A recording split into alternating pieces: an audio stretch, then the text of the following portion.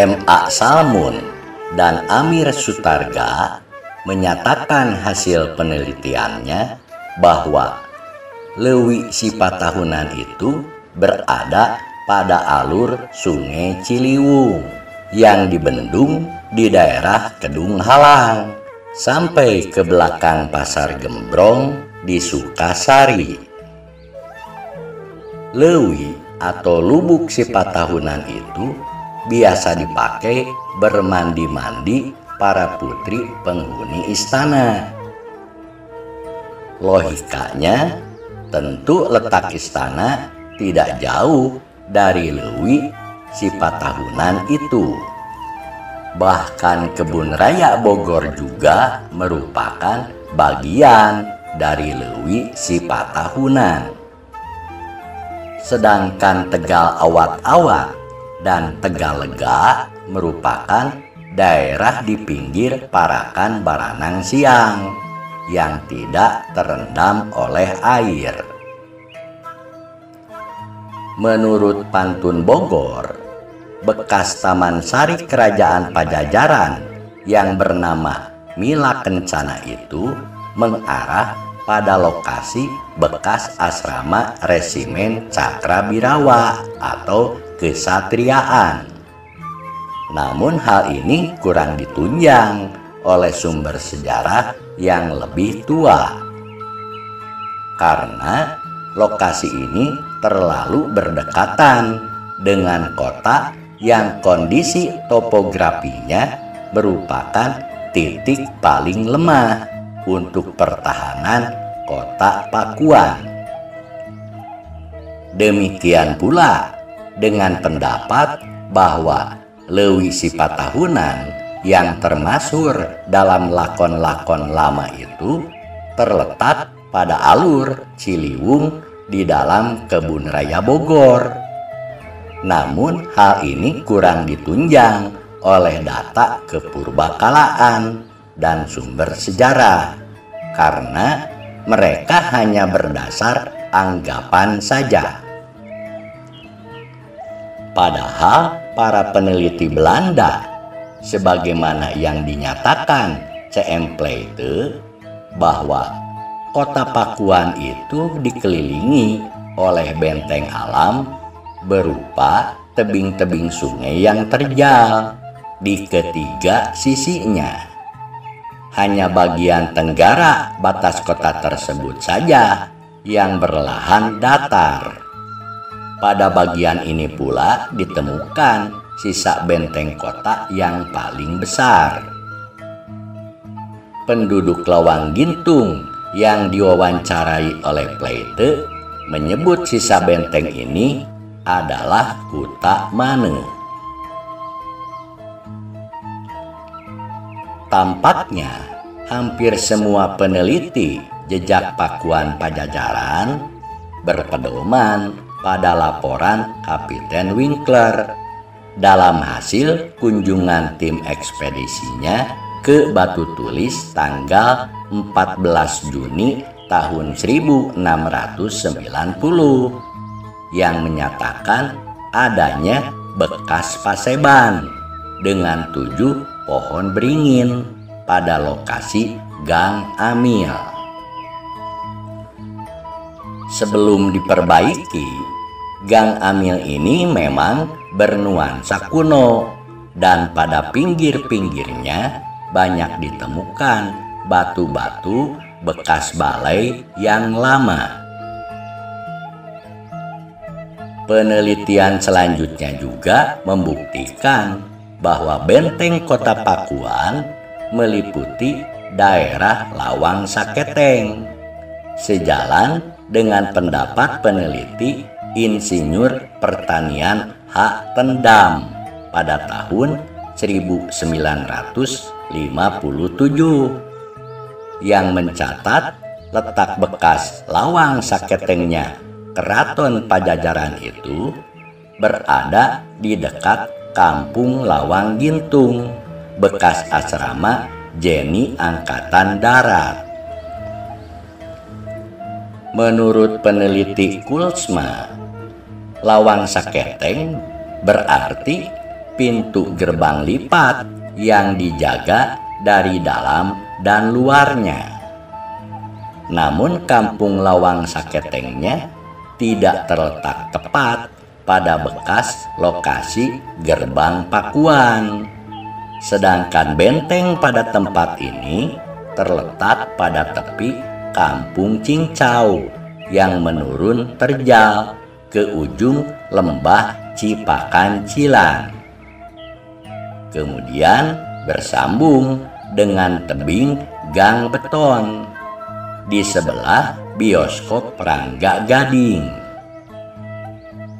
Sesampainya di Jalan Surya Kencana, membelok ke tenggara sejajar jalan tersebut. Selanjutnya, benteng tersebut mengikuti puncak lembah Ciliwung.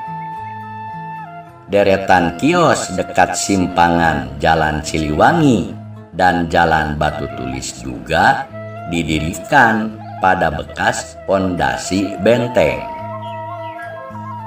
Di bagian ini, benteng tersebut bertemu dengan benteng Kota Dalam yang membentang sampai ke Jero Kuta Wetan dan Dereden. Benteng luar berlanjut sepanjang puncak lereng Ciliwung melewati kompleks perkantoran PAM. Pada perbatasan kota, membelok lurus ke barat daya, menembus Jalan Siliwangi. Di sini dahulu terdapat gerbang, terus memanjang sampai Kampung Lawang Gintung.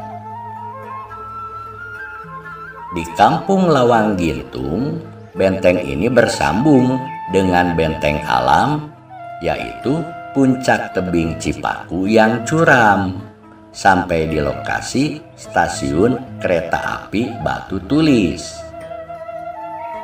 Dari sini, batas kota Pakuan membentang sepanjang jalur rel kereta api sampai di tebing Cipakan Cilan dengan melewati lokasi jembatan Bondongan. Tebing Cipakan Cilan memisahkan ujung benteng dengan benteng pada tebing Kampung Cincau itu. Sebagai daerah potensial yang semula terletak di pedalaman Tatar Sunda, wilayah Kampung Baru yang menjadi Bogor berhawa sejuk dan indah itu dirancang menjadi tempat kediaman resmi para gubernur jenderal dan dijadikan pusat penelitian tanaman tropis lengkap dengan kebun botani dan bangunan-bangunan risetnya. Pantas saja sejak pemerintahan Sri Jaya Bupati, Sunda Sembawa Tarus Bawa sampai ke Maharajaan Pajajaran beribu kota di Pakuan. Pada masa pemerintahan Gubernur Jenderal Johannes Kompuis yang berkuasa tahun 1684 sampai tahun 1691, wilayah Pakuan yang telah menjadi hutan bekas Pajajaran ini menjadi pilihan untuk perluasan kekuasaannya ke sebelah selatan Batavia. Sehingga Kompuis menugaskan tim ekspedisi Sersan Scipio pada tahun 1687 bersama pasukan pribumi di bawah pimpinan seorang opsir bernama Letnan Tanujiwa atau Tanuwijaya, seorang menak dari Sumedang. Dari hasil beberapa kali ekspedisi tim Scipio, maka Gubernur Jenderal Kompuis tahun 1689 menugaskan pasukan pribumi Letnan Tanujiwa atau Tanuwijaya untuk membuka beberapa daerah perkampungan, mulai pinggiran Batavia sampai mendirikan kampung baru di Parung Angsana. Sejak tahun 1689, pasukan pribumi Letnan Tanuwijaya membabak bagian hutan bekas Pakuan Pajajaran itu yang disebut Ngababakan. Usai dibabat, hutan tersebut kemudian dibakar. Setelah api padam, di antara tunggul-tunggul pohon yang hangus muncul tunggul pohon kawung atau aren. Konon berawal dari kejadian itu disebutlah tempat kampung baru itu sebagai Tanah Bokor atau Bogor, yang dalam bahasa Sunda kuno berarti pohon aren yang sudah tua atau pohon aren yang hangus karena tersambar petir atau terbakar api. Jadi perjalanan sejarah Pakuan menjadi Bogor sekarang sebelumnya diawali dengan berkembangnya kampung baru yang berdiri menjadi pusat pemerintahan wilayah kampung-kampung lain yang telah didirikan pasukan pribumi Letnan Tanuwijaya. Kampung baru yang telah berdiri itu sebanyak 9 distrik, yaitu Cisarua, Pondok Gede, Ciawi, Ciomas, Cijeruk, Sindang Barang, Balubur, Darmaga, dan Kampung Baru sendiri. Lalu digabungkan menjadi satu pemerintahan Kademangan Kampung Baru. Gabungan 9 distrik inilah yang kemudian disebut Regenskap Kampung Baru. Kademangan Kampung Baru di bawah kekuasaan Wedana Kimas Tanu ini terus berkembang menjadi wilayah pertanian yang potensial dengan keindahan alam dan kesejukan udaranya yang sangat menawan. Akhirnya, kampung baru ini menjadi idaman para pembesar VOC dan para bangsawan pribumi untuk menjadi tempat tinggal.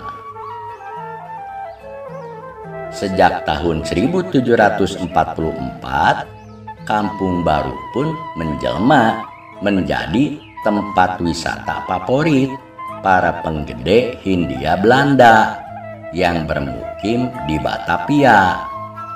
Mereka menyebutnya Regenskap Buitenjor.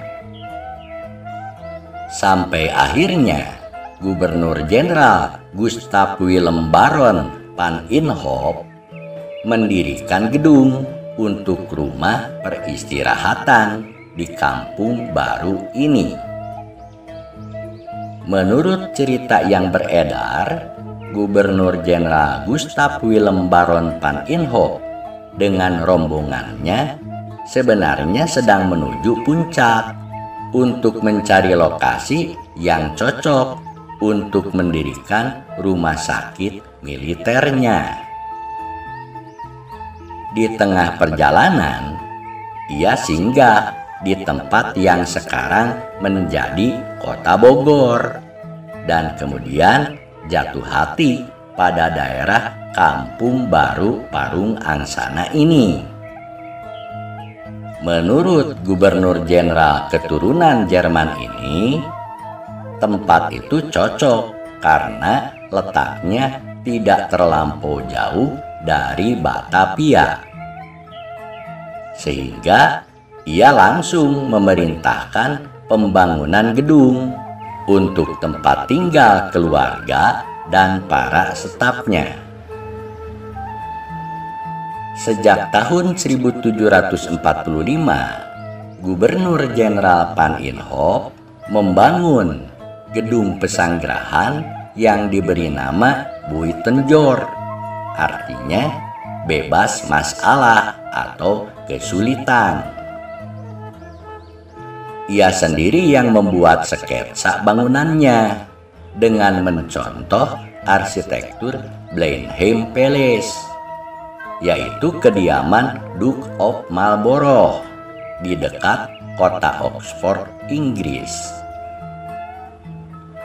Dilansir dari laman resmi Sekretariat Negara, penamaan Buitenjor itu termasuk wilayah perkampungan di sekitarnya yang kini dikenal sebagai Kota Bogor.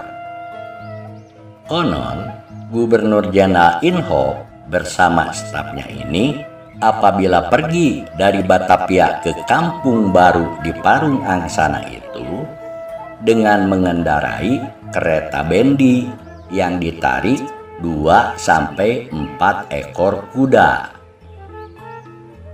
Memang Gubernur Jenderal yang satu ini tercatat sebagai orang yang sangat rajin mengembangkan bangunan gedung tersebut. Walaupun hingga masa dinasnya berakhir, bangunannya masih jauh dari selesai. Akhirnya ia tidak sempat mendiami karena digantikan oleh Gubernur Jenderal Jacob Mosel yang berkuasa sejak tahun 1750 sampai 1761. Bahkan pada saat bangunan gedung peristirahatan Gubernur Jenderal ini sudah didiami pun pernah mengalami rusak berat akibat peristiwa pemberontakan oleh para pejuang Banten di bawah pimpinan Kiai Tapa dan Ratu Bagus Buang yang terjadi pada tahun 1750 sampai 1754.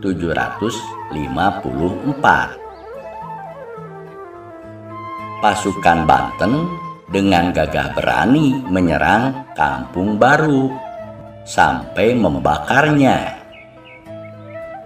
Demikian pula gedung peristirahatan Gubernur Jenderal pun dirusaknya. Namun akhirnya pemberontakan itu dapat ditumpas. Bahkan dengan perang tersebut mengakibatkan Kesultanan Banten menjadi rampasan Kompeni Hindia Belanda. Pergantian para Gubernur Jenderal Hindia Belanda itu mengakibatkan berbagai perombakan dan penyempurnaan terhadap kawasan pesanggerahan. Terutama terjadi pada masa kekuasaan Gubernur Jenderal William Danles yang berkuasa sejak tahun 1808 sampai tahun 1811. Gedung atau pesanggerahan itu diperluas, bahkan gedung induknya dijadikan 2 tingkat. Kemudian perubahan besar terjadi lagi pada masa pemerintahan Gubernur Jenderal Baron van der Capellen yang berkuasa pada tahun 1817 sampai 1826. Di tengah-tengah gedung induk didirikan menara dan lahan di sekeliling gedung itu dijadikan kebun raya yang peresmiannya dilakukan pada tanggal 18 Mei tahun 1817.